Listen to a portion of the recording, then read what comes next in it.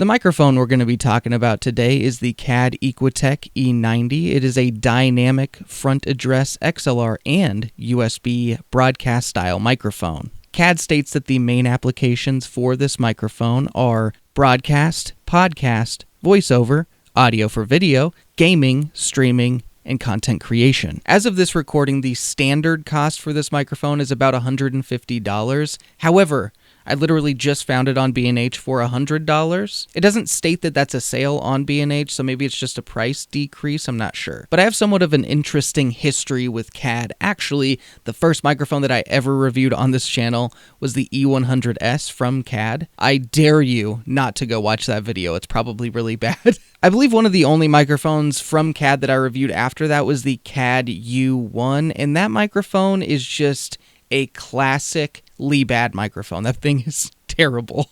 I think I actually destroyed that microphone in my review, like literally destroyed it. So as of right now, I'm a little bit mixed on CAD, so I'm hoping this impresses me, we'll see. But if you are thinking about buying the CAD E90, you can expect to get two cables with it, one that is a USB-C to USB-C, and the other that is a USB-A to USB-C. It doesn't come with an XLR cable, but it does come with a yoke mount as well as a desktop stand. In order to use the desk stand, you'll actually take off the yoke mount that this comes with. In addition to that, you'll get a pretty thick foam windscreen as well as the microphone itself. Now, when it comes to the physical features on the CAD E90, on the top of the microphone, there is a gain dial. Underneath that, there is a mute button, and this works in both XLR and USB mode. Below that, there is a 3.5mm headphone jack that CAD states delivers latency-free monitoring. Now, on the back of the E90 is where you will find both the XLR and USB connections. Now, the build of this microphone is actually really good. It is all metal. Everything that you get is actually really nice. And at this price point, I feel like it should be pretty solid. Its competitors are all built really well. And speaking of competitors, I will have a comparison later in this video with the PodMic USB that does come in $50 more expensive than this currently. I'll list whatever microphones I'm going to have in that up on the screen right now. But I definitely don't have any problems with the build quality.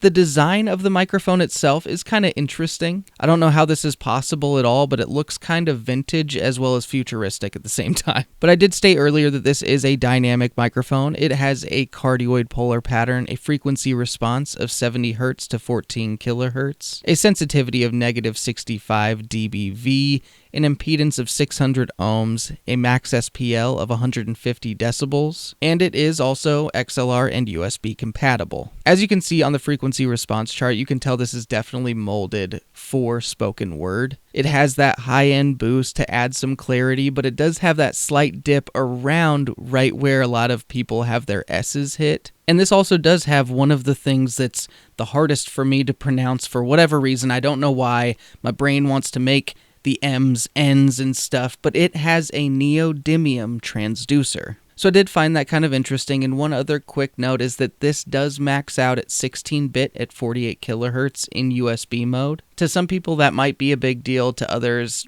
wouldn't matter much. I mean, 16-bit at 48 kHz is still really solid audio, but right now I am currently recording this in USB mode. I'm just going into my MacBook Pro, recording into Hindenburg, and I would say that I have this gain turned up to about 70%. But now we're going to run through some basic tests with the E90 and see how it does. Right now I'm exactly 2 feet away from the E90, and I am in USB mode. Now I am about a foot away from the microphone, about 6 inches, and now I am right on top of the microphone to demonstrate the proximity effect. Now we're going to just slap the absolute shit out of this with some plosives. Let's give it a shot. Peter Parker, Peter Pan, Picasso, Planters pickled peanutses. Now this is with the provided windscreen. Peter Parker, Peter Pan, Picasso, Planters pickled peanutses. Now I just have the microphone about 45 degrees from my mouth. Peter Parker, Peter Pan, Picasso, Planters pickled peanutses. Now, if you are a gamer that's looking at getting this microphone, since it is a cardioid microphone, it's going to reject noise the best directly behind the mic. So right now I have a really loud keyboard with MX Cherry Blues directly behind the mic, and here's how it rejects that sound. Now let's go ahead and test this polar pattern out a little bit more with some white noise.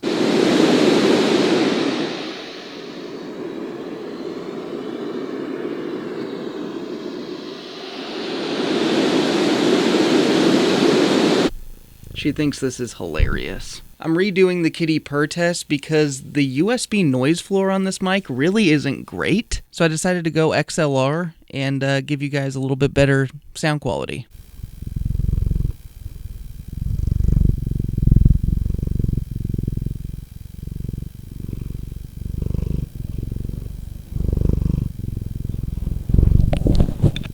Now if I just do a quick spoken word test, here's how it sounds with no windscreen on it in USB mode. Now here's the sound of the E90 with an XLR cable plugged in going into the Zoom H6, and here's how that sounds. Now here's the microphone in USB mode, but with the big, quite thick foam windscreen on. And now we have the foam windscreen on the microphone, and here is that XLR recording. Is the sound any different in XLR mode versus USB mode? Now here is just a quick processing test. This microphone doesn't come with any sort of DSP or any plugins. So this is actually just some plugins that I have. I'll list them up on the screen what I'm using, but usually for this, I don't actually alter the EQ. I just add a high pass filter. Then I'll just add a compressor as well as a limiter, maybe a de-esser. It might need that. But once again, I'll label it on the screen. Now with this microphone, I'm actually using the FiFine desk stand. It's the BM88, I believe. Now I'm going to tap the microphone a few times just to see if there are any bad resonant frequencies.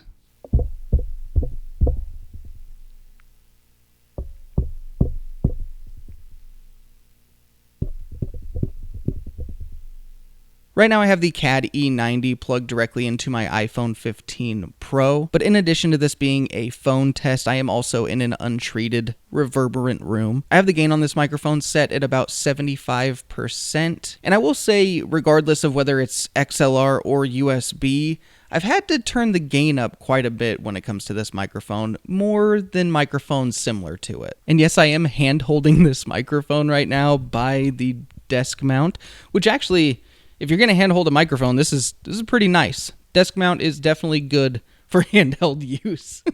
But this has been just a real quick untreated room as well as phone test for the CAD E90. Now I'm going to jump into a couple quick guitar tests.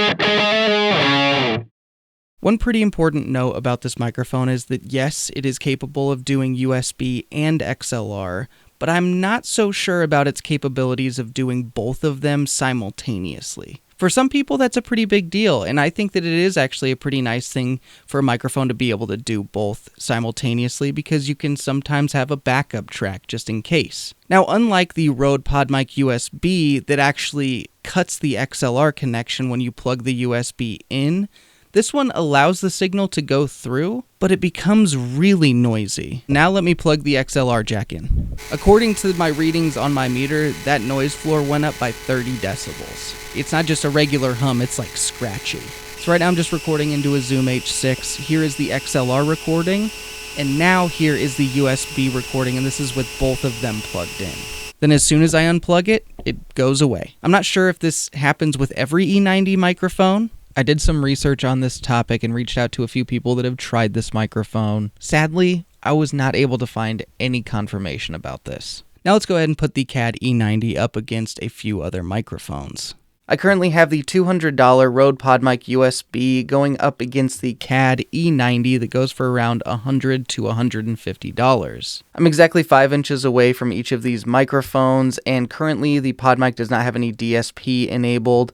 The CAD does not have that capability, but I am currently using the provided windscreens. Just as a quick example, here is the Podmic USB with the DSP enabled, just the standard DSP, going up against the CAD E90 that does not have built-in DSP. Now here is the Podmic without its windscreen, as well as the CAD E90 with no windscreen also. Now I have the Shure MV7 plugged in that goes for about $250. It is an XLR USB microphone, much like the CAD E90. But I will say the Shure MV7 XLR port is not as good as its USB port. I think that's kind of one of the reasons that the MV7X came out. But right now I've just been going back and forth between the E90 and the Shure MV7. And with these microphones, I am just using the USB ports. I feel like that's what a lot of people get them for, with the XLR being an added bonus. Now I do have the CAD E90 windscreen off, but with the MV7, it's kind of a goofy looking microphone without the windscreen. It's definitely meant to just have the windscreen on all the time. But like the Podmic USB, the MV7 does have built-in DSP. And I just enabled that built-in DSP on the Shure MV7, so it has a limiter, compressor, as well as like a presence boost and high-pass filter. So here's how that DSP sounds. I did just disable the high-pass filter on there so you could hear that as well. But here is the CAD E90 versus the MV7. Now we have the Samson Q9U that goes for the same price usually as the CAD E90. So both of these roughly go for about $150. I do think that the Q9U has also occasionally been on sale for around $100. So these are definitely very big competitors. And speaking of these being competitors, they are probably the most similar microphones across the board, just in the sense that neither of them have DSP and the price is very similar, and they're XLR USB microphones. For the Samson Q9U, I have had that mid boost that it has on the back of the microphone enabled. Now I disabled that mid boost, and here's how that sounds going against the CAD E90. And that's one thing about the Q9U, is that it's known as a darker microphone, whereas the CAD E90 is going to have a little bit more of that high end. So it'll definitely come down to personal preference, but these are both in USB mode, no windscreens on them. I'm 5 inches away from each of them. So one last time, here is the Samson Q9U versus the CAD E90. Now I have the FiFine K688 that usually goes for about $60 to $70, going up against the CAD E90 that goes for essentially double. The K688 is a solid budget option for a USB XLR microphone, but I am curious to see how it stacks up against the E90. Right now I'm 5 inches away from each of these microphones, and they do have their provided windscreens on. The K688 is yet another microphone that is just meant to always have its windscreen on, but I did just take the windscreen off, and it kind of resembles the SM7B when you remove that windscreen. But the K688 and the E90 both do not have DSP. You just plug them into your computer or your interface, and they sound the way they sound. Now here is one other microphone that I wanted to compare that is similar to the FiFine K688. This microphone is the Maono PD200X, and a lot of the time this microphone goes for around $80, but it can vary from $65 to $80. But unlike the FiFine, this microphone does have some DSP. However, the DSP isn't amazing on it. It's fine. It does have some different tone options that are nice. It does have a limiter and compressor option also. The limiter is fine, but the compressor is a no-go. But just to show the options, this is the Maono in flat mode versus the CAD E90. And now just rapid fire. Here is the high-pass filter. Here is the presence boost mode.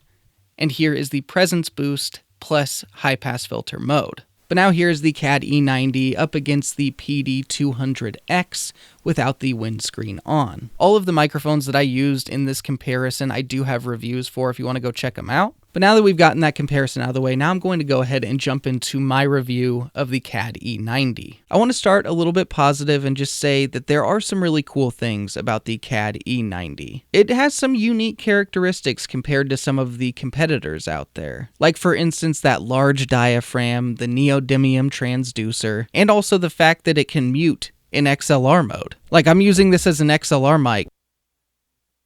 That was just muted. How cool is that? Most USB XLR microphones that have a mute button only work in USB mode, so the fact that it works in XLR and USB mode, I love that. And I do think that this microphone has a very cool sound to it. I think it sounds really good. I personally really thought it held its own in the comparison and that it beat out some of those microphones. But there are some drawbacks here. One of the biggest issues that I have with the E90 is the fact that it's both USB and XLR. I would much rather this microphone be $100 to $120 and just be an XLR mic. That might sound weird because you're like, okay, so what? You pay an extra $30 and you get USB functionality. But to me, this microphone is doing itself a disservice by having that USB port. And I'm not trying to sound like, oh, XLR is the only good way. You know, some USB microphones do sound good now. But with this, it struggles in USB mode. USB and XLR being connected at the same time is just a mess. They do not play friendly together in this microphone. In addition to that, I also noticed when this was being used as a USB microphone, the noise floor was substantially worse. I could understand it being a little bit worse than like the Zoom H6 or H5, which I used in this review, even though those devices don't have amazing preamps. But I mean, it was noticeably noisier. But with the noise that it has, personally doesn't meet my standards. I'm sure that I am hyper-focused on it. That's kind of what I do. Now, with the noise floor level being mentioned, I do want to say,